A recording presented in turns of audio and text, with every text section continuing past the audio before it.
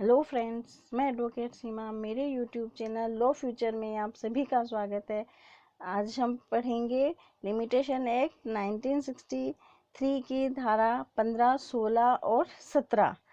Please अगर आपने मेरे चैनल को सब्सक्राइब नहीं किया तो सब्सक्राइब कर लीजिए, शेयर कीजिए, लाइक कीजिए और बेल आइकन पर क्लिक कर लीजिए ताकि आपको time to time proper notification मिलती रहे आने वाले वीडियोस के लिए। आज हम पढ़ेंगे लिमिटेशन एक्ट 1963 की सीरीज को आगे बढ़ाते हुए धारा 15, 16 और 17। देखिए, धारा 15 क्या बात करती है? धारा 15 बात करती है कुछ अन्य मामलों में समय का अपवर्जन, यानी कुछ ऐसे भी मामले हैं जिनमें समय का अपवर्जन कर दिया जाएगा। किन किन मामलों में समय के अपवर्जन की बात करती है धारा 15?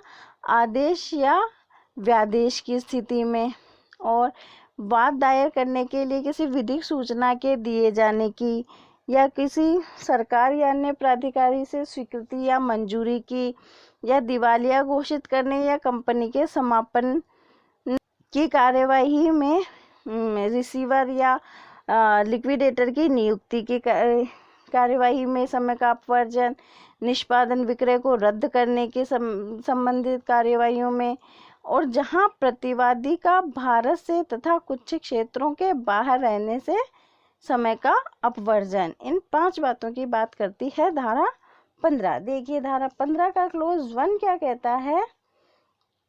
किसी ऐसे वाद के या किसी ऐसी डिक्री के निष्पादन के लिए आवेदन।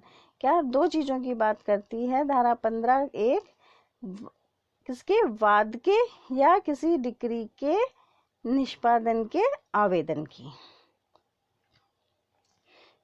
जिसका संस्थित या निष्पादित किया जाना किसी व्यादेश या आदेश द्वारा रोक दिया गया हो, यानी स्टे कर दिया गया हो, तो परिसीमा काल की संगणना में उतना समय जितने समय ऐसे व्यादेश या आदेश बना रहा हो वह दिन, और निकाला गया था या वह दिन जिस दिन उसका प्रत्याहरण किया गया था, यानी जिस दिन वह विड्रॉ हुआ था, वह समय अपवर्जित कर दिया जाएगा।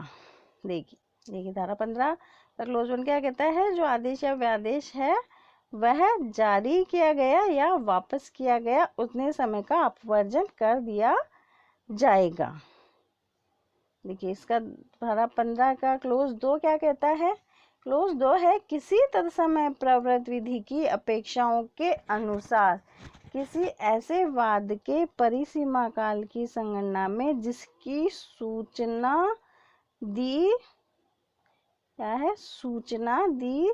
गई है या जिसके लिए सरकार या अन्य प्राधिकारी की पूर्व सम्मति या मंजूरी अपेक्षित है, की सूचना की कालावधि या यथास्थिति ऐसी सम्मति अथवा मंजूरी अभी प्राप्त करने के लिए अपेक्षित समय अपवर्जित कर दिया जाएगा।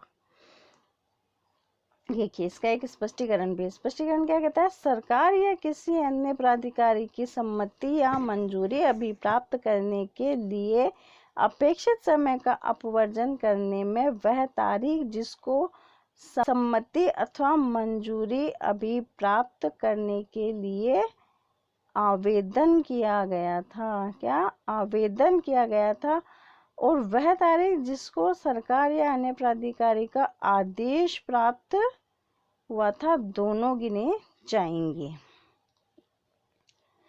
देखिए क्या कहती है धारा 15? दो बातें कहती है। एक तो सूचना दिए जाने की कालावधि, एक तो क्या सूचना दिए जाने की कालावधि, और दूसरी सहमति या स्वीकृति प्राप्त करने के लिए जो अपेक्षित समय है वह, ये दोनों अपवर्जित कर दिए जाएंगे।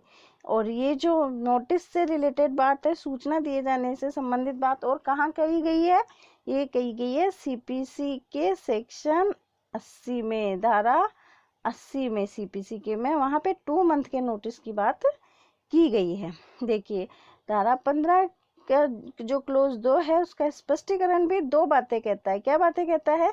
जिस दिन स्वीकृति या सम्मति पाने के लिए क्या किया गया, आवेदन किया गया, वह दिन और जिस दिन वह आदेश प्राप्त हुआ वह दिन, दोनों दिन गिने जाएंगे। उसमें गणना का जो दिन है, जो धारा 12 के क्लोज 1 में जो कहा गया है कि गणना के दिन को एक्सक्लूड कर दिया जाएगा, यहाँ पे उसको एक्सक्लूड नहीं किया जाएगा। देखिए धारा 15 का क्लोज 3 क्या बात करता है, किसी व्यक्ति को दिवालिया न्याय निर्णित, किसकी बात करता है, दिवालिया की बात करता है, दिवालिया न्याय निर्णित करने की कार्यवाही। और दूसरा रिसीवर या के लिए तो क्या है, रिसीवर या अंतरिम रिसीवर द्वारा या किसी कंपनी के परिसमापन की कार्यवाही में समापक या अंतिम समापक द्वारा किए गए किसी वाद या डिक्री के निष्पादनार्थ आवेदन के परिसीमा काल की संगणना में वह कालावधि वर्जित कर दी जाएगी जो ऐसी कार्यवाही या संस्थित करने की तारीख का प्रारंभ होकर यथास्थिति रिसीवर या समापक की नियुक्ति की तारीख से 3 मास के अवसान पर समाप्त होती है। देखिए क्या कहता है, क्लोज 3 में 3 बातें कही गई हैं। एक तो पहली बात तो क्या है, दिवालिया के विषय में है और दूसरी कंपनी के परिसमापन से संबंधित है। तो दिवालिया न्याय निर्णित करने की कार्यवाही में तो क्या करते हैं, रिसीवर की नियुक्ति करते हैं, और कंपनी के परिसमापन की कार्यवाही में लिक्विडेटर यानी समापक की नियुक्ति करते हैं। तो इन दोनों में वह समय अपवर्जित कर दिया जाएगा, कौन सा, दो चीजें हैं, ऐसी कार्यवाही को दायर करने की तिथि से प्रारंभ होती हो और दूसरा प्रापक या समापक की नियुक्ति से 3 माह की समाप्ति के साथ समाप्त होती है। 3 माह इनके नियुक्त किए जाने के बाद का 3 माह का जो वक्त होगा वो, देखिए इसे हम एक एग्जांपल से समझते हैं कि मान लीजिए 15/1/2020 को ये इंसॉल्वेंसी के लिए प्रोसीडिंग स्टार्ट की गई और ये प्रोसीडिंग चली 3 महीने 15/4/2020 तक। तो ये जो बीच का समय है 15/1/2020 से 15/4/2020 के बीच का वो एक्सक्लूड कर दिया जाएगा, मतलब रिसीवर की नियुक्ति से लेकर के जो बीच का समय है वह एक्सक्लूड कर दिया जाएगा। आगे देखिए धारा 15 का क्लोज 4 क्या कहता है, किसी डिक्री के निष्पादन में हुए विक्रय में क्रेता द्वारा कब्जे के लिए वाद के परिसमापन काल की संगणना में उतना समय अपवर्जित कर दिया जाएगा जिसके दौरान विक्रय अपास्त कराने के लिए कार्यवाही अभियोजित की जाती रही है, कार्यवाही को अभियोजित किया जाता रहा है। देखिए क्या है 15/4 की डिक्री के निष्पादन के लिए हुए विक्रय में क्रेता के द्वारा कब्जे के लिए वाद में समय की अवधि गणना में वह समय अपवर्जित कर दिया जाएगा जिसके दौरान विक्रय को अपास्त कराने हेतु अभियोजित की जाती रही है, वो समय अपवर्जित कर दिया जाएगा। देखिए धारा 15 का क्लोज 5 क्या कहता है, किसी वाद के परिसीमा काल की संगणना में उतना समय अपवर्जित किया जाएगा जिसके दौरान प्रतिवादी भारत में तथा भारत के बाहर के उन राज्य क्षेत्रों से जो केंद्रीय सरकार के प्रशासन के अधीन अनुपस्थित रहा हो। देखिए क्या कहता है 15/5, जितने दिन वह भारत के क्षेत्राधिकार से बाहर रहा है वह समय अपवर्जित कर दिया जाएगा। उसके जो जितने समय वह भारत से बाहर रहेगा भारतीय क्षेत्राधिकार से, वो समय को अपवर्जित कर दिया जाएगा। देखिए इसमें एक केस लो भी है, धारा 16 में केस लो क्या है, टर्नर मॉरिसन कंपनी लिमिटेड बनाम हेगरफोल्ड 1972 थी। देखिए इसके क्या फैक्ट है। एक विदेशी कंपनी थी जो कि स्थानीय कंपनी के माध्यम से व्यापार करती थी वो, और उस कंपनी पर इनकम टैक्स बकाया था। और वादी जो स्थानीय कंपनी ने परिसीमा अधिनियम की धारा 15(5) का लाभ लेने का दावा इस आधार पर किया कि विदेशी कंपनी जो भारत के बाहर थी वो स्थानीय कंपनी के द्वारा विदेशी कंपनी के बकाया के भुगतान कर दिया गया था, परंतु वह 3 वर्ष की समयावधि के पश्चात लाया गया था। तो ये जो समयावधि थी वो धारा 15(5) के अंतर्गत अपवर्जित की जानी चाहिए। लेकिन सुप्रीम कोर्ट ने क्या निर्णय दिया? सुप्रीम कोर्ट ने कहा कि जो स्थानीय कंपनी भारत की निवासी है और जो विदेशी कंपनी भारत में व्यापार करती थी उसे भारत से अनुपस्थित नहीं माना जा सकता। अतः स्थानीय कंपनी को परिसीमा अधिनियम की धारा 15(5) का लाभ नहीं मिल सकता है और उसकी अपील को खारिज कर दिया गया। तो ये थी हमारी धारा 15। इसमें 5 क्लोज हैं। 15 का जो क्लोज 2 है उसका एक स्पष्टीकरण है। इसमें एक केस लो है टर्नर मॉरिसन का। तो ये थी धारा 15। मैंने जो ये बातें आपको स्लाइड में दिखाई हैं आप इन्हें इस नोट कर लीजिए। अब हम पढ़ते हैं धारा 16। देखिए धारा 16 क्या कहती है? धारा 16 बात करती है वाद लाने का अधिकार प्रोद्भूत होने पर या होने के पूर्व मृत्यु हो जाने का प्रभाव क्या होगा।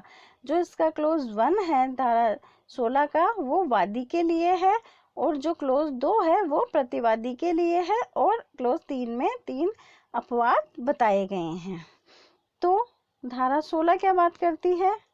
का क्लोज 1 क्या बात करता है? जहाँ की कोई व्यक्ति जिसे यदि वह जीवित रहता तो वाद संस्थित करने या आवेदन करने का अधिकार होता, उस अधिकार के प्रोद्भूत होने के पहले यानी उस अधिकार के उत्पन्न होने के पहले मर जाए, या जहाँ की वाद की जो संस्थित करने या आवेदन करने का जो अधिकार है वो किसी व्यक्ति की मृत्यु पर ही उत्पन्न होता हो, तो वहाँ परिसीमा काल की संगणना उस समय से की जाएगी जब मृतक का ऐसा विधिक प्रतिनिधि हो जाए ऐसा वाद संस्थित करने या आवेदन करने के लिए समर्थ हो। ये समर्थ इंपॉर्टेंट वर्ड है, इसमें समर्थ हो। देखिए पहला क्लोज इसका वाद के लिए। तो 16 में क्या 2 बातें हैं? देख पहली बात है वाद कारण उत्पन्न होने के पहले ही मर जाता है, या दूसरी बात क्या है? वाद या आवेदन करने का अधिकार उसकी मृत्यु पर ही उत्पन्न होता है। तो समय की गणना कब से की जाएगी? जब मृतक का विधिक प्रतिनिधि वाद दायर करने या आवेदन करने के लिए समर्थ हो जाए। समर्थ इंपॉर्टेंट वर्ड है इसमें। इसका देखिए क्लोज 2 है प्रतिवादी के लिए, सेम चीजें हैं इसमें एक जो ये वर्ड है समर्थ ये नहीं है इसमें, बस जब मृतक का विधिक प्रतिनिधि हो जाए तब से ही प्रारंभ हो जाएगा। इसमें समर्थ इंपॉर्टेंट नहीं है। इसकी धारा 16 का जो क्लोज 3 है वो क्या बात करता है? वो बात करता है कि 3 अपवाद बताता है। पहला अपवाद बताता है हक शुफा, यानी हक शुफा को यानी प्रीएम्पशन को लागू करने के वादों पर ये लागू नहीं होगा। दूसरी क्या बात करता है? अचल संपत्ति पर कब्जा, अचल संपत्ति पर कब्जे हेतु जो लाए जाने वाले वादों पर नहीं लागू नहीं होगा। तीसरी बात क्या है? आनुवांशिक पद पर कब्जे के हेतु जो लाए जाने वाले वादों हैं उन पर लागू नहीं होगा। और जो धारा 16 के उपबंध हैं इनको सुस्थापित करने के भी कुछ सिद्धांत हो सकते हैं। वो सिद्धांत क्या हो सकते हैं? देखिए कि जब तक कोई वाद हेतु अस्तित्व में न हो तब तक मर्यादा काल का चलना आरंभ नहीं होता। वाद हेतु का अस्तित्व में होना बहुत जरूरी है। दूसरी बात, जब तक वाद चलाने के लिए समर्थ कोई पक्षकार यानी वादी या प्रतिवादी नहीं है तब तक समयावधि का चलना प्रारंभ नहीं होगा। पक्षकार बहुत इंपॉर्टेंट है, पक्षकारों का होना बहुत जरूरी है, नहीं तो समय का की जो अवधि है, लिमिटेशन पीरियड है, उसका कोई इम्पोर्टेंस नहीं है। देखिए धारा 16 में एक केस लो भी है, पी नारायण बनाम चेट्टियार 1980। इस केस में क्या कहा गया कि जो धारा 16 है ये पूर्णतया विधिक प्रतिनिधि के संबंध में ही लागू होती है, ये समनुदेशित के संबंध में लागू नहीं होती है, केवल विधिक प्रतिनिधि के संबंध में लागू होती है। और इसमें जो अधिकार दिया गया है वह इंडिविजुअल है, यानी व्यक्तिगत अधिकार है, किसी व्यक्ति विशेष को ही प्राप्त होगा। तो ये थी हमारी धारा 16। अब हम पढ़ेंगे धारा 17। देखिए धारा 17 क्या बात करती है? धारा 17 कपट या भूल के प्रभाव की बात करती है, कपट या भूल के प्रभाव की बात करती है धारा 17। इसका क्लोज वन क्या है? जहां की किसी ऐसे वाद या आवेदन के मामले में वाद या आवेदन पर लागू होती है जिसके लिए इस अधिनियम द्वारा कोई परिसीमा काल विहित है, परिसीमा काल विहित है। तो इसका देखिए पहली बात क्या है? वह वाद या आवेदन प्रतिवादी या प्रत्यर्थी या उसके अभिकर्ता के कपट पर आधारित है। किस पर? प्रतिवादी के या प्रत्यर्थी के या उसके अभिकर्ता के कपट पर आधारित है। तीन व्यक्ति बताए गए, प्रतिवादी, प्रत्यर्थी या उसका अभिकर्ता, उनके कपट पर आधारित है।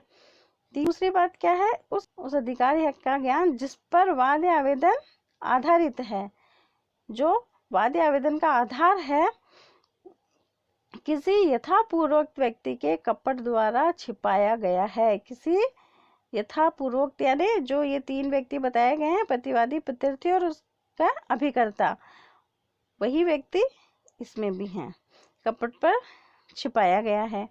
तीसरी बात, वह वाद या आवेदन किसी भूल के परिणाम से मुक्ति के लिए है, भूल के परिणाम से रिलीज कराने के लिए है। नेक्स्ट बात, वादी या आवेदक के अधिकार को स्थापित करने के लिए आवश्यक कोई दस्तावेज उसके कपट पूर्वक छिपाई गई है। उससे कैसे छिपाई गई है कोई दस्तावेज? कपट पूर्वक छिपाई गई है। तो वहां परिसीमा काल का चलना तब के बिना आरंभ न होगा। वहां पे परिसीमा काल का चलना कब आरंभ होगा? जब जो वादी आवेदक है उसको उस कपट का या भूल का पता न चल जाए। कब? जब उन्हें उस भूल या कपट का पता चल जाएगा तब। और दूसरा, सम्यक सतर्कता से पता चल सकता था, वे अपने सम्यक सतर्कता से पता चला सकते थे। तो जो छिपाई गई दस्तावेज है उसकी दशा में कब आरंभ होगा? तब तक आरंभ न होगा जबकि छिपाई गई दस्तावेज को पेश करने या उसका पेश किया जाना विवश करने का साधन वादी या आवेदक को सर्वप्रथम प्राप्त न हुए हों। कब? सर्वप्रथम, शब्द इसमें इम्पोर्टेंट है, सर्वप्रथम प्राप्त न हुए हों। परंतु इसका परंतु क्या है? परंतु इस धारा की कोई भी बात किसी ऐसे संपत्ति के प्रत्युत्तरण के या उसके विरुद्ध कोई भार प्रवर्तित कराने के या तत्व संबंधी किसी व्यवहार को पास करने के वाद का संस्थित किया जाना या आवेदन का किया जाना शक्य नहीं बनाएगी। 17 है, बात करती है कपट या भूल की बात करती है। तो इसका जो परंतु है ये सद्भाविक क्रेता को संरक्षण प्रदान करता है, सद्भाविक क्रेता, है ना। और कब संरक्षण प्रदान करेगा? न तो ऐसे कपट या भूल का छिपाव का वो पक्षकार रहा हो। दूसरी बात, ना ही उसे ऐसे कपट या भूल या छिपाव को खरीदते समय उसे जानकारी थी। तीसरी बात, उसके संबंध में विश्वास करने का कोई कारण रखता हो। ये तीन बातें हैं। और इसमें केस लो है, देखिए राधानाथ बनाम जिसबोर्न, ये प्रीवी काउंसिल का केस है। इसमें क्या कहा गया?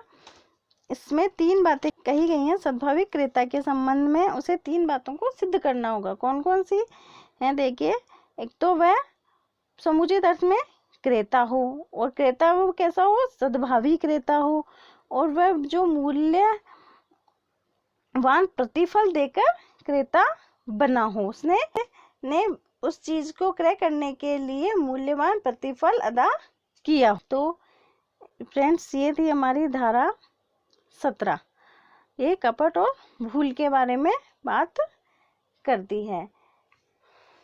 तो धारा 15, 16 और 17 को मैंने बहुत अच्छे से एक्सप्लेन करने की कोशिश की है, पर फिर भी अगर आपको इसमें कोई डाउट हो तो प्लीज़ कमेंट बॉक्स में कमेंट कीजिए, मैं आपके पूरे डाउट्स क्लियर करने की कोशिश करूँगी। प्लीज़ मेरे चैनल को सब्सक्राइब कीजिए, शेयर कीजिए, लाइक कीजिए, ज़्यादा से ज़्यादा शेयर कीजिए ताकि और भी लोग इस चीज़ का बेनिफिट उठा सकें। मिलते हैं हम नेक्स्ट वीडियो में लिमिटेशन एक्ट 1963 की सीरीज़ को आगे बढ़ाते हुए। धन्यवाद।